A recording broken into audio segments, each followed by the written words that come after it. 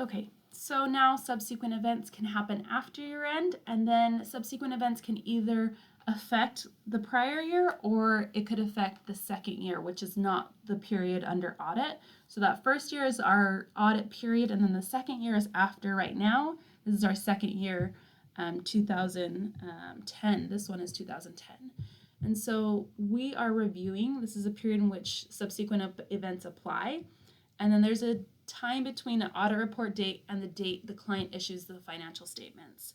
So the auditor's trying to wrap up all of the field work, trying to get all of the evidence.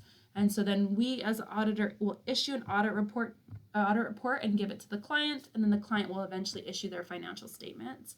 And so there can be events that happen right in this period right here, and that can throw off our audit.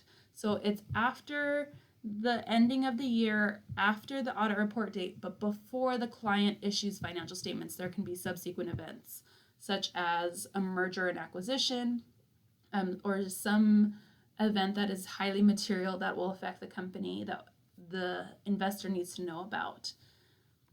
And so dual dating is applicable for subsequent events that happen after the ending. That's what I was saying, after the ending, after the audit report date, but before the client issues financial statements. So extend the audit report date to a later date. So if it happened between 3/11 and 3/26, if it happened somewhere in here, you could just extend it, which is not very popular because you have to have a new letters, which would be the audit report has to be at that new date, audit inquiry letter, and the management representation letter, which you learned about in your reading. So that's not very popular to just extend it to a later date. And so dual dating is more popular. So the first date is when we completed the field work, which was 3/11, March 11th. And then there's this exception. And so you read that in your homework, dual dating. The exception would be your March 16th, where on 16th, the client completed an acquisition. The client premises to perform, the auditor returned to the client premises to perform audit testing pertaining only to the acquisition and completed the test on March 21st. So when the auditor does the exception, completes the auditing testing for that exception, you need that date, the March 21st, which would be contained in note 17, and you also need the March 11th date. So you need both dates, and that's called a dual date. It's more popular because an event happens between when the auditor issues the report and before the auditor, so after they issue the report and before the client issues their financial statements. So subsequent events, this could be a type 1 event, which affects year 1, which is our audit period. For example, this is our slow death AR person, slow death AR customer. And the slow death AR, they were failing financially, and then finally, and after the year, they finally declare bankruptcy, but we already knew that they were failing financially before year end, and so this is a type 1, so you need to go back and adjust your financial statements from the period you're auditing. The type 2 would be a natural disaster. It's a new condition that happened only after year end. Hurricane, fire, earthquake, tsunami, illegal products.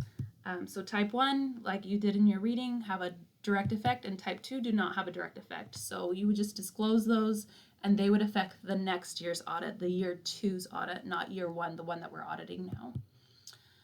Accounts receivable, so remember this is your slow death, and then type 2 subsequent event, this would be your customer factory. They were doing great at the end of the year. They had lots of customers. They were doing great financially, and then all of a sudden they had a huge natural disaster in January, so that shouldn't affect their last year's financial statements. So you just disclose that type 2 subsequent event. And so the effective hotel chair. So Mr. Travel Too Much came back, and on January 8th, 2011, Mr. Travel Too Much died of lockjaw due to a tetanus caused by the rusty screw in the hotel room chair. On January 20th, 2011, Mr. Much, widow, and 15 kids filed for a $16 million wrongful death lawsuit. So this condition was in effect before year end. And so this would be a type 1 subsequent event. We didn't know about it. It wasn't contingent liability, but now he has died. And now we need to be ready to adjust our year 1 financial statements. Is it a contingent liability? No. Is it a subsequent event? Yes. And this will affect the 12/31 financial statements. Okay, so I'm just going to take a break real fast. I'm going to go to your Engage 14. So you've already answered this one, all of the above. You can list those 3 from the PowerPoint. What is the treatment of a contingent liability? So contingent liability, depending on if it's remote, if it's reasonably possible, or if it's probable. There's 3 different ways treatments. So if it's probable to happen, you're going to need to have contingent liability accrued for or adjust your financial statements. Type 1 will affect your year 1, and so you'll need adjustment. For type 1 subsequent events, adjust your year 1 financial statements. Type 2 would be a footnote for year 2, right? So it's only affecting year 2, so you would just include a footnote. What does it mean to have a dual date? So the auditor completes all of their work up to a specific date, and then there's an exception, so they also put, after they've tested that exception or merger and acquisition, then they would put that in. And then categorize each of the following as a contingent liability, type 1 subsequent event, or a type 2 subsequent event. So declaration of a bankruptcy by a customer with an outstanding accounts receivable balance because the customer's deteriorating financial condition. So they were deteriorating before year end. They were failing financially. So this is, if it happens after the fact, right? So if they declare bankruptcy right after the year end, this is still a type 1 subsequent event because they were failing financially already. Disasters after year end, which cause the customer to go bankrupt. So this is a new condition. This would be type 2 subsequent event. Customer breaks their arm at your restaurant before year end and files a lawsuit before year end. This would be a contingent liability because they have a lawsuit against you, they broke their arm, and it's probable. Let's go back to the criteria. It's likely to happen. Let's go back. Make sure probable future payment, uncertainty about the amount, and outcome will be resolved by a future event. So all those have happened. Contingent liability, uninsured loss of inventory, the fire after year end, that's a type 2 subsequent event because it's a fire. Disposal of equipment not being used at a price below the current book value. Let's go back here. So I have a few more slides.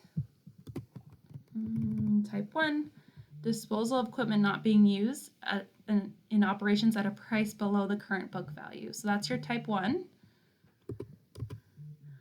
We can disclose here. And type 2, specific audit tests. So I will leave you to classify the rest, and that's the end of this video.